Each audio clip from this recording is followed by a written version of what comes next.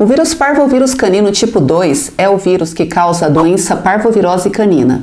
O seu material genético é o DNA e ele é um vírus não envelopado. Ou seja, ele não é coberto por uma bicamada fosfolipídica, lipídio.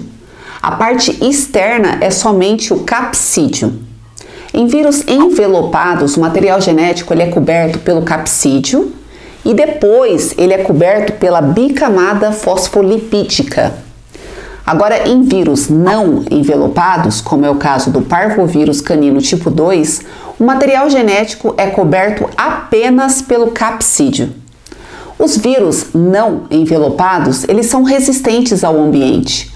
O parvovírus é capaz de sobreviver pelo menos 6 meses no ambiente. Se o vírus estiver em um jardim, na grama, ele vai viver muito mais em comparação se caso esse vírus estiver em um ambiente, onde se lava muito com desinfetante, se usa muito desinfetante, Então, por exemplo, se ele viver num piso onde faz muito uso de desinfetante para limpar. Também ambientes ensolarados vai fazer com que o vírus viva menos em comparação em um ambiente sombreado, escuro. Então, ele tem resistência ao ambiente.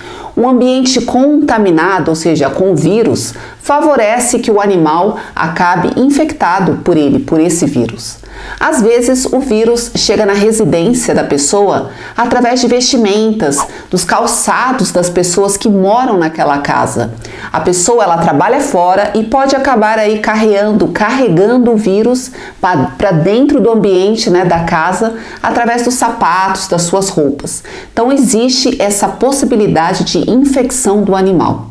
Hoje eu vou explicar a parvovirose canina, a sua patogenia, sinais clínicos, tratamento e profilaxia.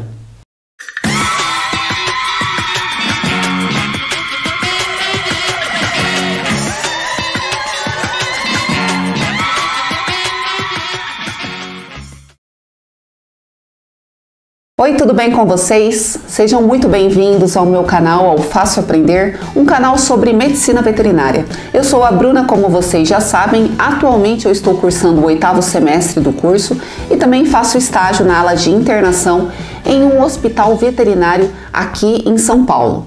Toda semana, lá no meu estágio, aparecem filhotes de cachorros com a doença parvovirose canina.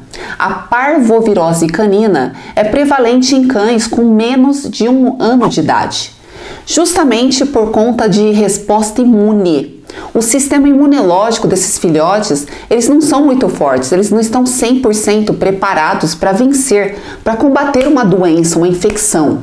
Por isso que eles são os mais atingidos. Os filhotes que não são vacinados ou os que não completaram o esquema do quadro vacinal também são os mais atingidos pela parvovirose canina. E com essa informação eu já posso te informar, te garantir que a vacinação é a melhor profilaxia, é a melhor forma de evitar, de prevenir essa doença nos nossos cachorros. Para os animais estarem protegidos da parvovirose, eles devem sim ser vacinados. E os animais jovens acabam recebendo 3 doses de vacina. São 3 doses de vacina devido à imunidade do animal. O animal tem o sistema imune formado, mas esse sistema ele não está totalmente competente e eficaz, caso ele seja vacinado somente uma única vez, pela primeira dose. Então ele vai precisar de mais doses para fortalecer esse sistema imune. Ele não produz uma certa quantidade de anticorpos que o protege, ele precisa de mais estímulos. Então, uma dose de vacina não vai proteger esse animal. Então tem que tomar 3 doses de vacina, porque o sistema imune do cãozinho está começando a trabalhar. Ele ainda não é totalmente eficaz em uma produção de resposta imune protetora, caso ele tomar só uma vacina, uma dose de vacina. A sinomose canina é outra doença onde os animais devem tomar vacina para prevenir essa doença, a sinomose. E eu fiz um vídeo sobre sinomose canina, eu vou deixar o link aqui do lado e também na descrição deste vídeo. Então, caso você quiser se aprofundar nesse assunto, é só assistir. Agora, voltando aqui, esse vírus, o parvovirose canino tipo 2, ele infecta células com alta taxa de mitose, que é um tipo de divisão celular. Eles precisam de células que estão se dividindo para sobreviver e também para se replicar. Eles precisam de células que entram na fase S de mitose. Então, eles precisam de células com alta taxa de mitose. Esses vírus, eles infectam principalmente células da cripta intestinal, que são pequenas glândulas tubulosas simples, que constantemente estão se dividindo para repor as células das vilosidades intestinais.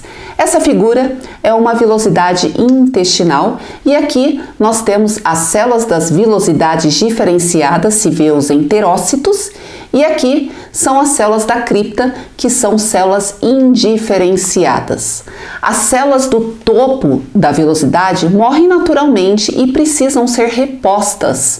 Então deve haver uma reposição dessas células. E quem vai fazer essa reposição de células são as células da cripta intestinal. Na base da vilosidade intestinal se encontra as células da cripta e elas dividem constantemente por mitose e assim produzem novas células. Essas novas células são indiferenciadas, mas que ao subirem elas acabam se diferenciando. Então essas células têm uma alta taxa de mitose. E a parvovirose adora lugares com alta taxa de mitose. A medula óssea também. Lembrando que a medula óssea é um tecido líquido que ocupa o interior dos ossos, porém com menos frequência aí. Existe a possibilidade de infecção com as células da medula óssea, mas com menos frequência, porque elas também estão passando por mitose. Então, para produzir aí os componentes, que ela produz, como os leucócitos, hemácias e plaquetas, elas precisam passar por mitose. Uma vez que o animal se infecta, ocorre aí a eliminação do vírus por secreções e excreções, e principalmente fezes. O parvovírus está no intestino, onde eu expliquei, sobre as criptas intestinais e sua alta taxa de mitose, Por isso que a principal via de excreção são pelas fezes. As fezes têm o parvovírus e acaba contaminando todo o ambiente ali. A transmissão é através do contato com um animal infectado. Contato de fezes do animal infectado, ou seja, o contato de fezes com o vírus da parvovirose.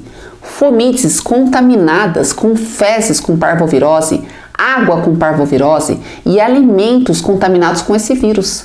Lembrando que fomites são objetos. Essas são as principais vias de transmissão, principalmente o contato com o animal infectado. Outra via de transmissão é a transplacentária, porém ela é rara. Se ocorrer na gestação, há possibilidade de os fetos desenvolverem uma miocardite. A miocardite é uma inflamação no coração. E esses fetos infectados ao nascerem acabam morrendo nas suas primeiras semanas de vida. A taxa de letalidade em geral ela é baixa. A maioria acaba se recuperando aí fazendo o tratamento. O período de incubação é de 4 a 8 dias. O animal acaba se infectando e em 4 a 8 dias ele acaba manifestando os sinais clínicos da doença, os sintomas. Os cães infectados acabam eliminando o vírus de 3 a 4 dias pós-infecção. Então, eles podem eliminar o vírus no período de incubação, em que eles não estão ainda com os sinais clínicos. E podem eliminar o vírus 20 dias pós-infecção. A maioria dos animais se infectam pela via oronasal. Uma vez que o animal se infecta pelo vírus, ali no tecido linfóide, nas tonsilas, na região da cabeça, esses vírus eles acabam se replicando e depois caem na corrente circulatória. E a partir da corrente circulatória, os vírus vão migrar para o intestino, jejum, ilho, e vão infectar principalmente as células da cripta intestinal. O vírus chega na cripta, que tem alta taxa de mitose, infectam essas células, se multiplicam dentro dessas células e para o vírus sair da célula ocorre a lise celular, que é a destruição da célula. Então eles ficam se multiplicando e destruindo essas células da cripta intestinal. Consequentemente, não haverá células para repor e as células que vai repor as células que acabaram morrendo. Isso faz com que o tamanho da velocidade diminua. Então se observa um achatamento dessas velocidades. Tudo isso por causa da lise celular. A destruição celular pode ser tão grande que pode chegar na lâmina própria, que tem os vasos sanguíneos. Quando chega lá na lâmina própria, que tem esses vasos sanguíneos, acontece a hemorragia. E é por isso que o animal apresenta sangue nas fezes. Nessa figura aqui, nós podemos observar a extensão de áreas congestas, indicando a presença de hemorragias a nível de intestino. O animal tem diarreia porque quando tem o achatamento das vilosidades intestinais, a parte de absorção do conteúdo intestinal fica comprometida, porque então haverá menos células aí que fará esse procedimento chamado absorção. Então, há o acúmulo de soluto na luz intestinal. Consequentemente, as células intestinais, elas também vão perder água aí para a luz intestinal. A água vai do lado menos concentrado para o lado mais concentrado. O interior da célula é menos concentrado do que o exterior da célula. Então, a água sai e isso vai gerar diarreia. Então, essa diarreia é por má absorção e vai ocorrer uma inflamação nessa mucosa intestinal. E aqui nessas figuras nós podemos aí ver isso. Essa figura, as vilosidades intestinais de um cão sem parvovirose. Agora essa outra figura aqui, que são as vilosidades intestinais de um cão com parvovirose. Veja como as vilosidades estão menores e há muitas células inflamatórias. Esses pontos roxos são células inflamatórias, células da resposta imunológica. Tem-se o processo inflamatório que vai contribuir para a diarreia, mas a diarreia começa por causa do achatamento das vilosidades do intestino. Concluindo aqui, o achatamento das vilosidades e comprometimento da lâmina própria, onde estão os vasos sanguíneos, consequentemente, o animal ele vai apresentar diarreia sanguinolenta, que é a diarreia com sangue. Como eu tinha comentado, o vírus pode ir para a medula e para outros tecidos linfóides e ele infecta linfócitos, que são células de defesa do organismo. O que se vê em um hemograma, que é um exame de sangue de um cachorro com parvovirose, é uma linfopenia, que é uma diminuição dos números de linfócitos, que são células de defesa do organismo. Também uma leucopenia, que é a diminuição na quantidade de glóbulos brancos leucócitos. Linfócito é importante em resposta imunológica contra doenças. Como o animal está em linfopenia, onde tem uma baixa quantidade de linfócitos, então a parvovirose canina vai ser uma doença imunossupressora. Tem poucos linfócitos, pouca proteção, pouca defesa para doenças e infecções, e isso predispõe a animais a infecções secundárias, principalmente bactérias gram-negativas. Com a lesão intestinal, vai ocorrer alteração da microbiota intestinal, e isso favorece a proliferação de bactérias gram-negativas. Em alguns casos, essas bactérias gram-negativas podem causar um choque endotóxico. Choque endotóxico. Uma endotoxina é um componente da parede celular das bactérias gram-negativas. Se essa endotoxina cai na corrente sanguínea, o sistema imune vai dar esse choque endotóxico, podendo levar aí o animal à morte. Isso é uma resposta do sistema imune que é prejudicial para o organismo do animal. Em relação aos principais sinais clínicos, estão a febre, apatia, que o animal ele fica apático, ele fica triste, não tem fome. Anoréxico, que o animal perde o apetite, come pouco. Geralmente a primeira manifestação clínica é o vômito e depois do vômito vem a diarreia. No início pode ser que não seja com sangue, sanguinolenta, mas depois chega sim a diarreia sanguinolenta. E isso vai depender do grau de lesão do intestino daquele animal com parvovirose. E claro que esse animal sente cólicas, ele vai sentir dor abdominal. Então quando o veterinário apalpar a região abdominal, o cachorro ele vai reclamar, ele vai sentir dor. E também o animal apresenta aí desidratação, e isso é por causa da diarreia e vômito, perde muita água. Então, esses são os principais sinais clínicos da parvovirose. Em relação aos principais diagnósticos, os mais usados, né? Aí nós vamos ter monocromatografia, que é a pesquisa de antígeno em fezes, em vômito. O antígeno é um componente da estrutura do vírus. Se tem antígeno, tem vírus. Então, se der positivo na pesquisa de antígeno, é sinal que o animal tem o vírus. Tem o teste rápido de procura de anticorpos também. Porém, tem animal que infecta pelo vírus, elimina o vírus do organismo dele, não tem mais o vírus no corpo dele, mas ainda mantém anticorpos no organismo contra o vírus. Além também do que nós temos a questão da vacina. O teste rápido pode identificar anticorpos que foram gerados pela vacina e não porque o animal está com o vírus. Além do mais, esses testes rápidos podem dar resultados falsos. Então são considerados testes de triagem e o ideal é também solicitar aí uma PCR. PCR é o melhor método. O PCR ele vai detectar o material genético do vírus nas fezes. Também tem o kit DOT ELISA, um kit caro que é usado para a detecção de IgM, imunoglobulina M.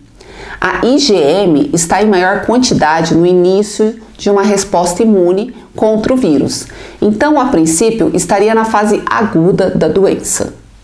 Mas tem a desvantagem de anticorpos vacinais. Se o cachorro já tomou uma dose de vacina, ele vai ter um IgM também. Em relação ao tratamento, que é um tratamento base, fluidoterapia e antibióticos não podem faltar aqui nesse tratamento. Fluidoterapia, que é o tratamento com fluidos, é fundamental para o reestabelecimento do equilíbrio hidroeletrolítico. Antimicrobiano também deve ser usado para evitar infecções secundárias, como por exemplo, ceftiofur e cloranfenicol. Antiemético para evitar o vômito nós temos aí o metoclopramida e ondansetrona. Atendido o vômito e reduzido aí a diarreia, deve haver restrição da ingestão de sólidos e líquidos de 24 a 48 horas. Então o cachorro deve ficar internado sem água e sem comida. Pelo fato de que o animal estar anoréxico, sem apetite, ele não vai querer comer. Se ele tomar água, ele vai acabar vomitando. O vômito é um reflexo de todo o comprometimento intestinal. Para proteção de mucosa, tem-se a cimetidina e a ranitidina. Também tem o soro hiperimune. Tem anticorpos que podem neutralizar a ação do vírus. E caso o animal estiver anêmico, com anemia, com baixo nível de hemoglobina, né? Ou seja, ele vai estar aí apresentando diarreia com sangue. Nesse caso, pode ser feita uma transfusão sanguínea. Tudo isso era o que eu tinha que falar aqui para vocês hoje. O vídeo ficou extenso, mas está completo. Deixe o seu comentário sobre esse assunto que eu quero saber. Você já presenciou um caso de parvovirose canina no seu estágio? Me conta aqui que eu quero saber como foi o tratamento. Então eu fico por aqui, eu espero que vocês tenham gostado aqui deste vídeo. Eu estou no Instagram como @FAAprender. Segue lá, aproveita agora e se inscreve no meu canal, deixa o seu like, compartilhe este vídeo com seus amigos e não esquece de ativar o sininho das notificações para você receber todos os meus futuros vídeos e ficar atualizado aqui no meu canal. Bom, como eu já falei, compartilhe esse vídeo com os seus colegas de sala. Até o próximo vídeo.